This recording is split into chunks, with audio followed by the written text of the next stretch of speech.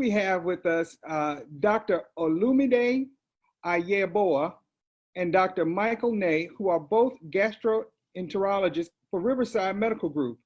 Gastroenterology is the branch of medicine that focuses on the digestive system, which includes the colon. Dr. Olu earned his medical degree from the University of Lagos in Nigeria and a physician executive master of business administration degree from the University of Tennessee. He completed an internal medicine residency and a gastroenterology fellowship with Columbia University College of Physicians and Surgeons at Harlem Hospital in New York. He went on to complete an advanced endoscopy fellowship with Geisinger Medical Center in Pennsylvania. Dr. Olu is board certified by the American Board of Internal Medicine with subspecialty certification in gastroenterology. He is a fellow of the American College of Physicians and a member of the American Gastroenterological Association. Dr. Ney earned his medical degree from the University of Alberta in Canada, remaining there to complete his internal medicine residency. He completed a gastroenterology fellowship at the University of Calgary, followed by an advanced fellowship in hepatology at the renowned King's College Hospital in London. Dr. Ney is board certified in internal medicine and gastroenterology by the Royal College of Physicians of Canada, equivalent to certifications issued by the American Board of Internal Medicine. With numerous medical journal publications, Dr. Ney's research interests have centered on liver cirrhosis and its complications, nutrition and exercise in liver disease, non-invasive markers of liver disease, and frailty in liver disease. I present to you Drs. Olu and Dr. Ney. Thank you very much for thank you, Dr. Mason, for the introduction. It's an honor joining you guys this morning and talking about how colorectal cancer impacts the African American community and how to increase awareness with regards to screening. Next slide. Colorectal cancer, or simply called colon cancer, is the third most common cancer diagnosed in both men and women in the United States.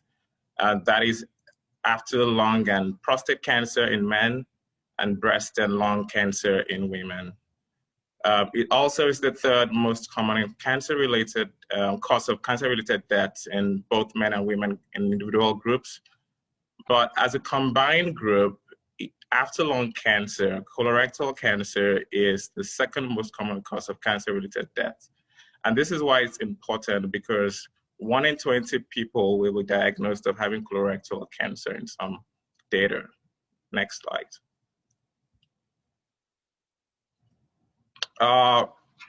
In 2020 alone, it is expected that about 53,000 deaths will occur from colon cancer. And this is data prior to the COVID-19 pandemic.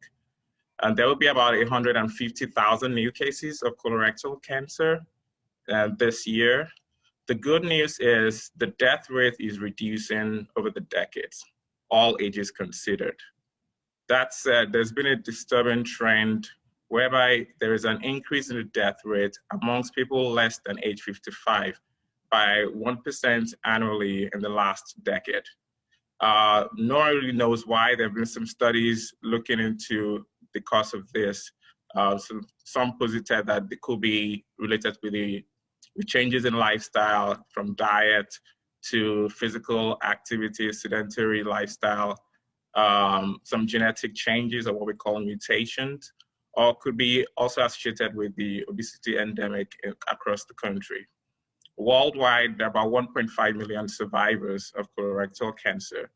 And the good thing is the colorectal cancer, when it's caught early, could be treated. And the survival rate, the 5-year survival rate or the prognosis is very good at that stage. Once the disease spreads to affect the adjoining lymph nodes and the colon, then that number drops from 90% to 71%. And even abysmally to 15% once it starts to affect other organs in the body, such as the liver, or it spreads to the cavity in the abdomen, what we call the peritoneal cavity. And this is why we are hampering on trying to screen for the disease as soon as one could get a hold of it by requesting screening methods to be done universally. Next slide.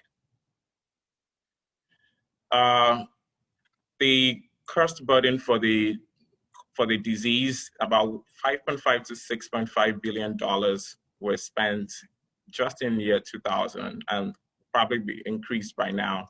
And this is both in the inpatient and outpatient settings. That said, it is cost effective to screen for the disease, as opposed to no screening at all. In fact, a 10-yearly colonoscopy, which in an average individual would have about 3 to 4 of in their lifetime, it has been shown to be less costly and more effective than other screening methods combined. Suffice to say, 6% of people of colorectal cancers can be prevented by screening. Sadly, 1 in 3 people are not up to date with their screening colonoscopy. Next slide. So how does colon cancer relate to race and gender? It's been shown that the incident rate for all races and ethnicities and in both sexes, more males are affected than females. And with the next slide, you have about 42 per 100,000 in males, as opposed to 32 per 100,000 in females. Next slide.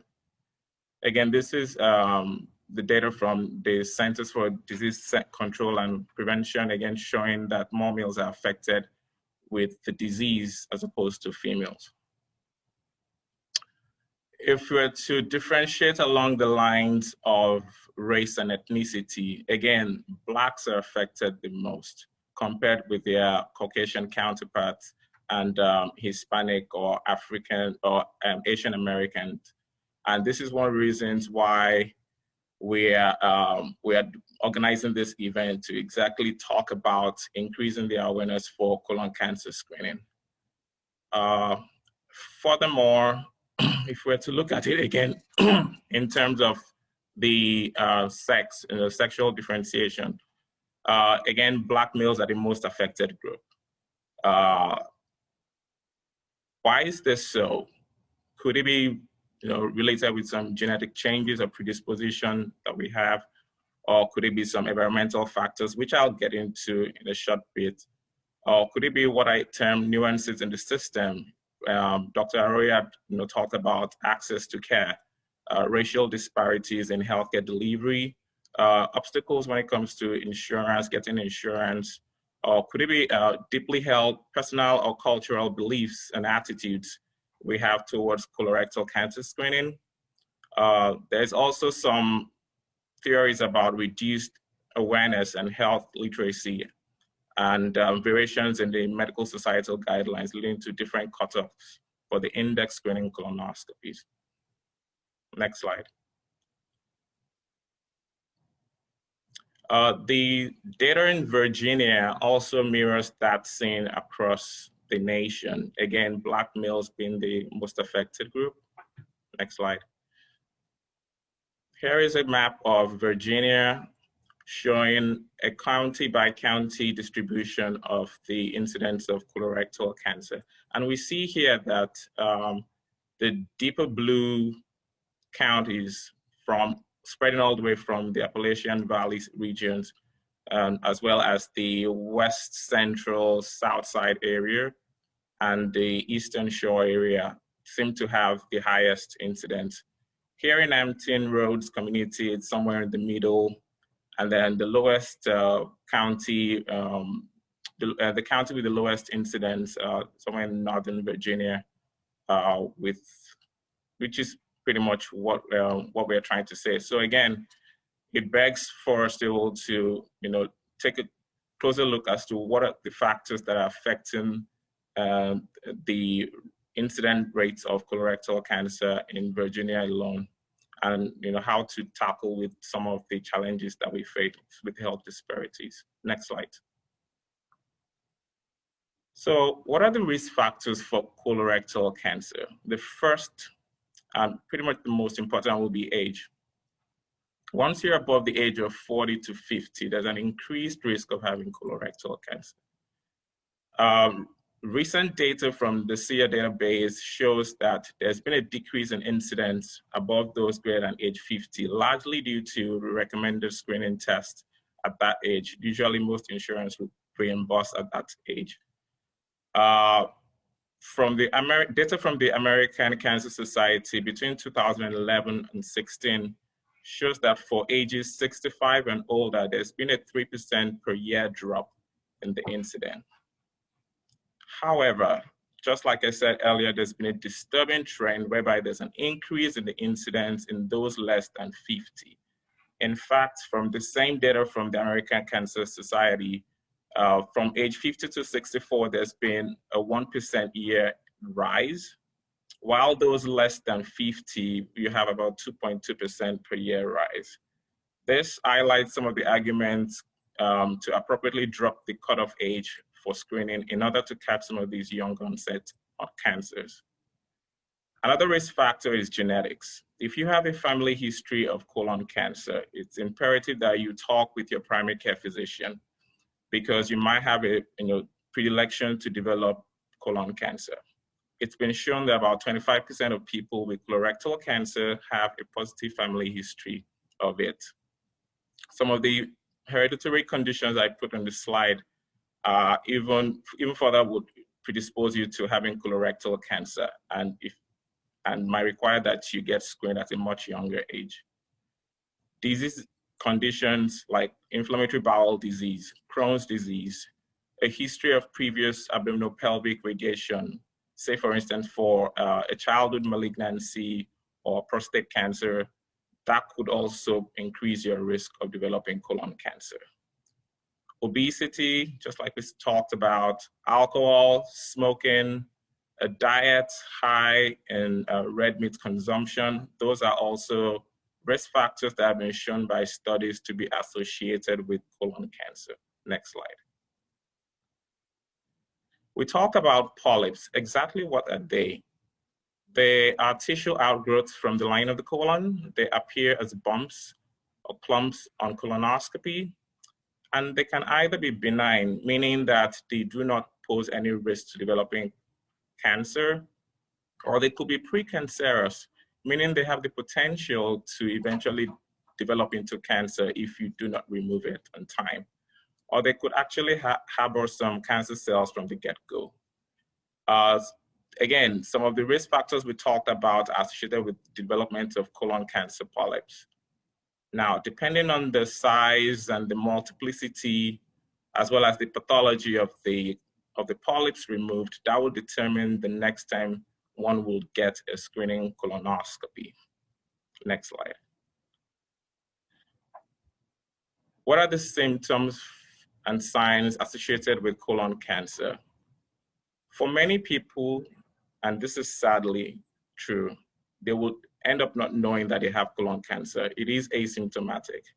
They go and present to their primary care physician, they're above the age of 50, the primary physician, care physician will refer them for a colonoscopy, and voila, you get to see that they have a colon mass during colonoscopy. Sometimes they present with other medical conditions like a kidney infection, a stone, or a liver problem. They get a CAT scan of their belly, and incidentally, they find out that they have a mass in the colon. That's usually how people present with colon cancer. And this is why we are increasing the awareness to ensure that you get screened for the disease. The fact that you feel normal doesn't necessarily mean that you cannot develop the disease silently. If you were to present with anything, blood in stool is one of the symptoms associated with colon cancer. Like I will tell anyone, it is never normal to have blood in your stool. If you notice that you have blood in your stool, talk with your primary care physician, let them work it up. Do not just chalk it up to hemorrhoids and call it a day. No, it might not be hemorrhoids. In most parts, maybe it's hemorrhoids, but you probably want to, make sure that it's nothing as sinister as having colon cancer. In some cases, it could also mean that you might have some other GI inflammatory diseases that can be treated and managed appropriately. So it's important that at least you report that symptom to your primary care provider. Other symptoms associated with colon cancer would include weight loss, significant unintentional weight loss, as well as a change in bowel habit. Your stool used to be, soft and formed, and now all of a sudden it's becoming harder than usual, and the colors change. That could be worrisome. A typical sign is low blood level, what we term anemia, whereby you could, present with easy fatigability or tiredness. If you have that, you might have to speak with your primary physician to, again, work you up and investigate why this is so, because it's been associated with most cancers, especially colon cancer. Very rarely do people present with abdominal pain. So the fact that you don't have abdominal pain doesn't necessarily mean that you can't have colon cancer. And it's usually in the later stages whereby the colon is, obstructed from the cancer before people start to present with that. With that said, I will turn over this presentation to my colleague and friend, Dr. Ney, who's going to talk about the screening methods that are available for colorectal cancer. Thank you.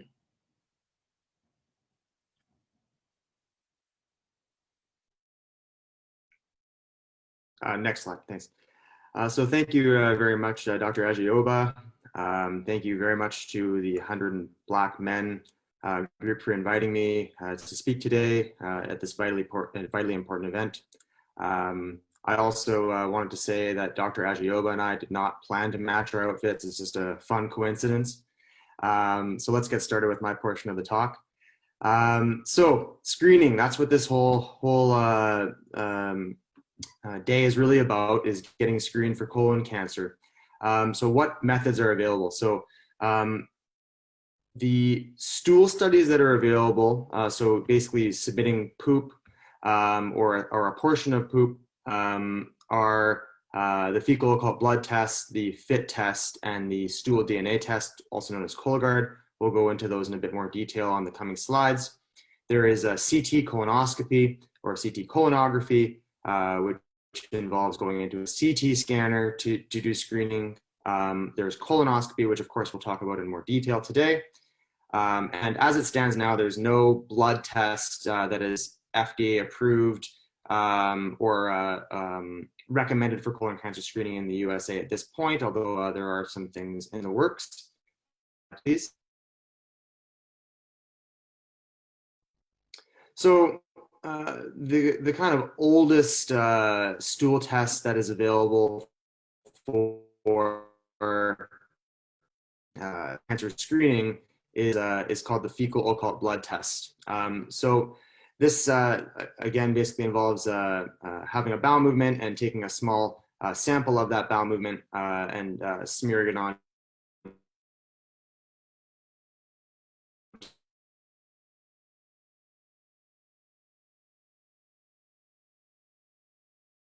to a sheet that you then submit to the lab. The test that it's not invasive, other than no one really wants to have to dig in their own poop. You don't have to do a bowel preparation for this test, and there is no sedation required for this, obviously. The cons, of course, as with any screening test that is not a colonoscopy, if it comes back positive, you then need to have a colonoscopy. The test is a bit less effective than some of the other screening mechanisms that we have available to us. You have a bunch of dietary restrictions and medication restrictions leading up to taking the test, so it's often done incorrectly. As I mentioned, 3 stool samples are required, which is a bit annoying, and you have to actually do it every year, so it's an annual commitment. Next slide, please. So then there's the FIT test, which every participant of the session today will have the opportunity to have for free from Riverside. This is an excellent screening test that is quite cost effective, not very costly, non-invasive, does not require a bowel prep, does not require any sedation, has a higher detection rate than the fecal occult blood test, and does not require any dietary or medication restrictions. And you just only have to submit 1 sample for this test. It's, again, a poop test. Again, as I said previously, if it's positive, that means you have to have a colonoscopy. So that's something that you need to be aware of. It's not as good at detecting colon cancer or a polyp as if you had a colonoscopy, but it's a very good test as it is. It's also an annual commitment. Next slide, please. So then there's the new kid on the block, which is Cologuard, or the fecal DNA test. So this is this test, while it's been studied extensively, is not as well studied as some of the ones that have been on the market for longer. It's again a non-invasive test and does not require sedation. You don't have to have any restrictions for this one as well. And another pro is that it's only done every 3 years as it stands now, instead of every year. It's possible that there's a higher detection rate than the FIT test, although this has to be bottomed out a little bit better in the literature. So kind of wait to see in terms of that. It's in terms of cons quite a bit more costly than the other stool tests. And again, if it's positive, you have to have a colonoscopy, and you actually have to collect an entire stool, so an entire bowel movement to send for this test. The next slide, please. So next we have CT colonoscopy. So this is a very interesting tool that we don't use that commonly due to some certain cons of the procedure. Basically, it's kind of in the middle in terms of cost. It has a very good detection rate for polyps or the precancerous type lesions in the colon, as well as colon cancers above, the very small ones that it may miss. You don't require sedation for the procedure, and you have to do this every 5 years.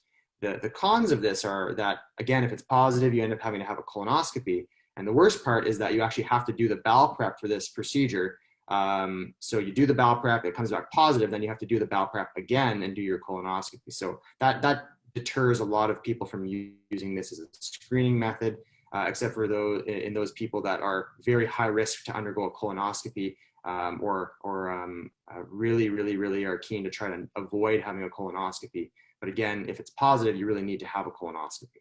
And the detection rate is not quite as high as a colonoscopy. Next slide, please. So then we come to the creme de la creme of screening mechanisms for colon cancer. This is the gold standard, has the highest detection rate, which is the colonoscopy. And a colonoscopy basically involves taking a long camera that we put up through the rectum and go throughout the entire colon and often up into the first part or the end of the small bowel to take a very careful look at the entire lining of the colon for polyps, the precancerous lesions, or cancer. So the biggest pro, I think, of a colonoscopy is that it's not only a colon cancer screening test, it's a colon cancer prevention test. So you actually can remove polyps with a colonoscopy that in 10, 15 years could actually turn into a cancer. So you get rid of the problem before it even comes. As I mentioned, if you have any other screening test and it comes back positive, you end up having to have the colonoscopy. So by just going ahead with the colonoscopy to begin with, you avoid kind of the multiple steps in the process. And another nice thing is that if it's negative, this is something you have to repeat every 10 years for the average risk individual. So it's a little bit less frequent than some of the other tests. Some of the cons, it is a costly procedure, but again, it's actually covered by the majority of insurances. So most patients don't have to pay anything or very minimally. You have to do a bowel prep for the procedure, which is vitally important so we can see the lining of the colon in clear detail. You typically have to have sedation for the procedure, although if patients prefer not to have sedation, that's certainly something that we can do, and many people do very well without sedation for this test, as crazy as that sounds. You do require time off work for the procedure. There are certain dietary restrictions that you need to uphold prior to the test so that we can see very clearly when we do the procedure. And there's always a small chance of a risk with any sort of surgical or invasive procedure, although the risks for colonoscopy are very low. Next slide, please. So then the next question is, when should I get screened? So this talk today is geared towards African Americans. So if you are an African American, you should begin getting screened at age 45, which is a new recommendation over the past few years, as opposed to the age that had been present for quite a long time, which was the age of 50, which is recommended for all other ethnicities at this time in the US.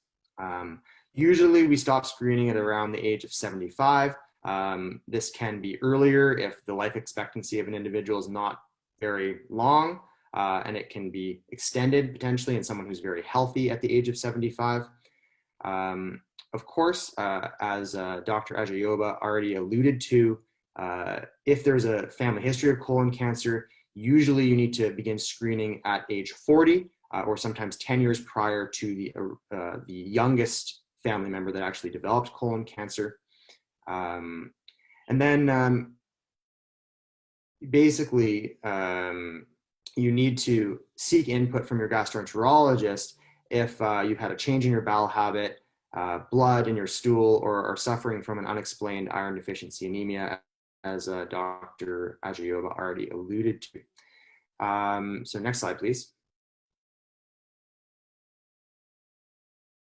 So the next question from Wen is how. So it's very simple. Basically, the most common way that somebody would go about initiating this process is by going to see their primary care provider and asking for basically screening. Generally speaking, a good primary care provider will see their patients frequently, and when it comes time for screening, they will advise the patient that that's required.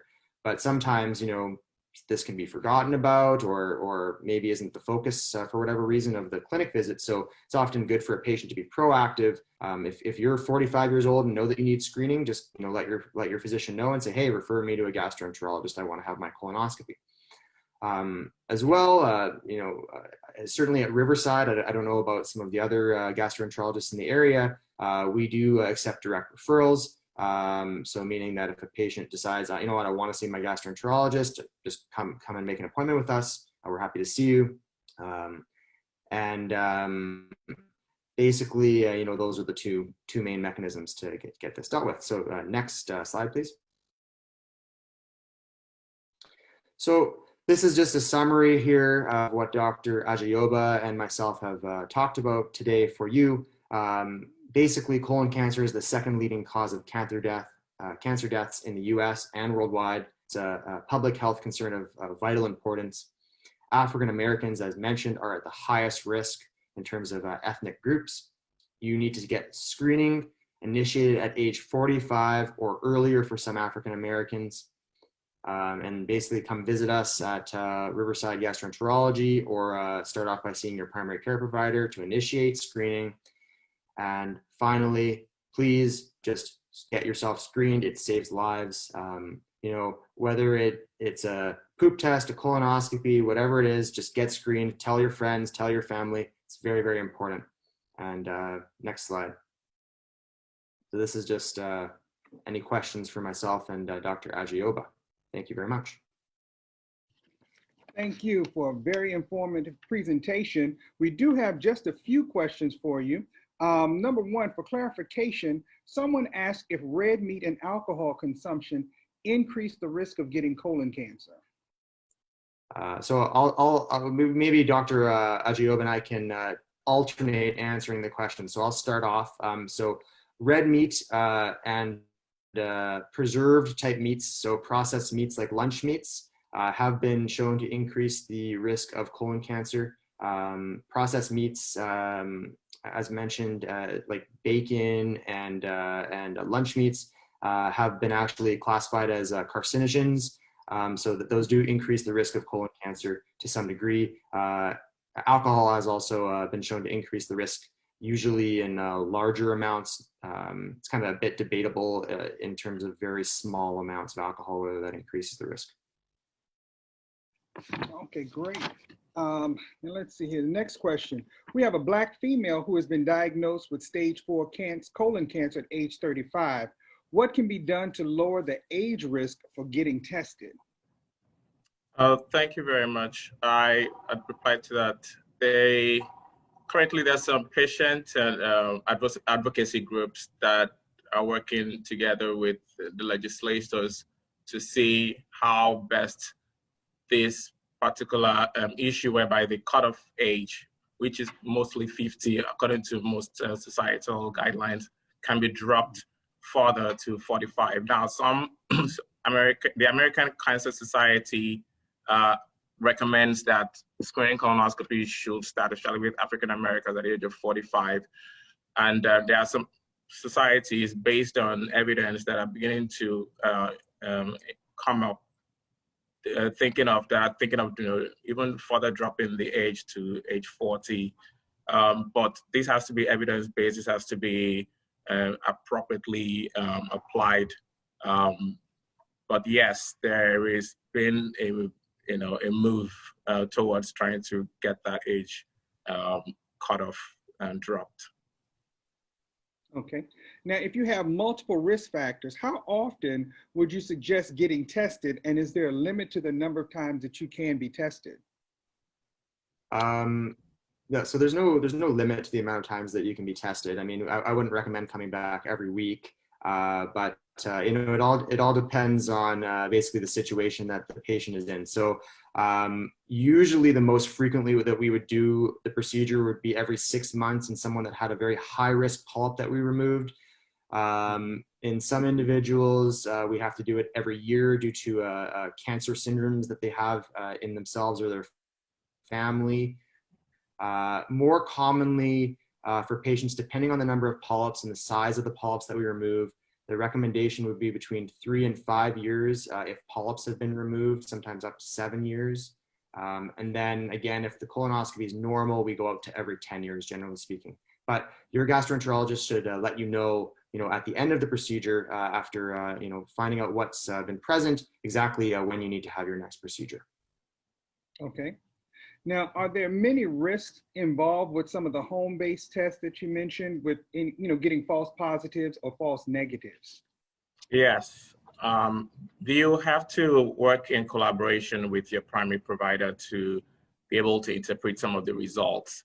The fact that it turns out positive may mean that you might have a colon polyp or something, blood in the stool, or it could just be another false negative that is unrelated with colon cancer. And this is why we advise that you just don't interpret that on your own. Get some advice, some professional advice from the experts so that they can look at it in tandem with some of the other complaints or symptoms that you could have presented with to decide what the next step will be in giving you a good care.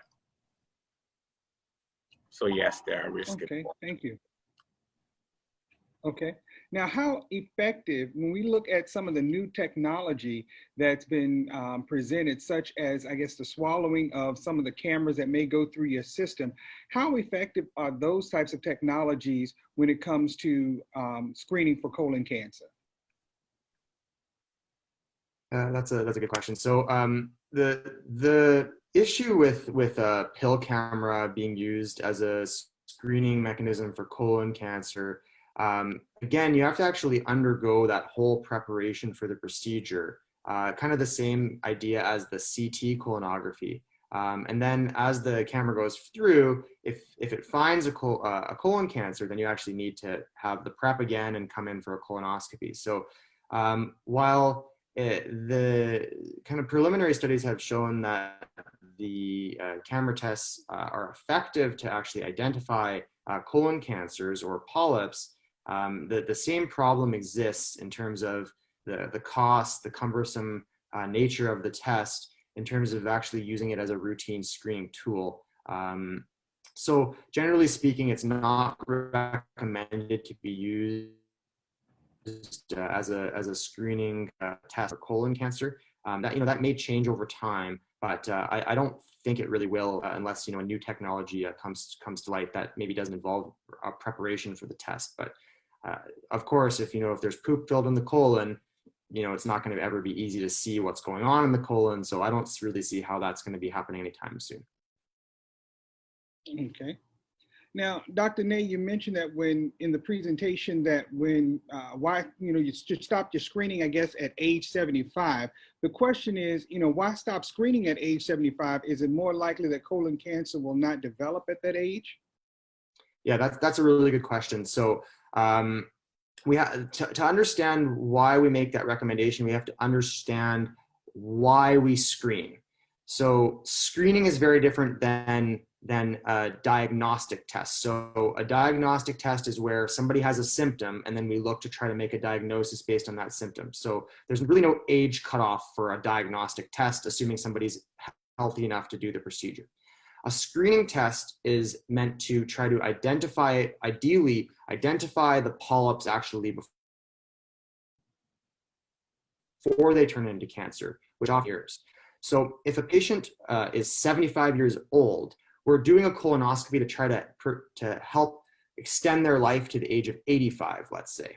So if a patient was 80 years old, for instance, and was undergoing screening, that would presume that they were in good enough health to live to the age of 90.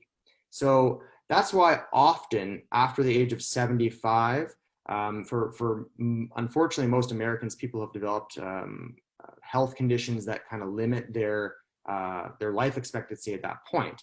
But for certain individuals that are very healthy past the age of 75, they might be a good candidate. And I actually did a screening test in the last month or two for someone who was 82 years old, but he was in perfect health and that was his preference. And certainly we can make those considerations on a case-by-case basis. Great. And you talked about this a little bit earlier, but what's the best diet to prevent colon cancer? So usually we recommend, most gastroenterologists recommend high fiber diet, and it's been shown in some cases to help reduce the risk of developing colon cancer. But then again, you have to understand that colon cancer is an interplay of multiple risk factors. So the fact that you eat a lot of high fiber in your diet doesn't necessarily eliminate the risk of developing colon cancer, as if of course you are already pre-genetically predisposed to developing the disease. But in terms of diet, high fiber diet has been associated with reducing the risk of developing cancer. Okay, and with our clients with low or no insurance, what is the most inexpensive or least expensive way for someone to get a colonoscopy or get a colon screening? I'm going to leave that question to Dr. Olu because I'm a bit newer to the American health system, so I'll let Dr. Olu talk from his experience working here for a bit longer. Thank you. So in terms of the least expensive, so there again, expensive is the operative word here. When we're talking about colon cancer and the burden it has on the population, we know that this is an expensive cancer. And so therefore, just like I said in some of my slides, we talk about the cost effectiveness of screening for colon cancer. Now, when it comes to the non-invasive stool tests that Dr. Ney talked about, those tend to be much cheaper in the short run.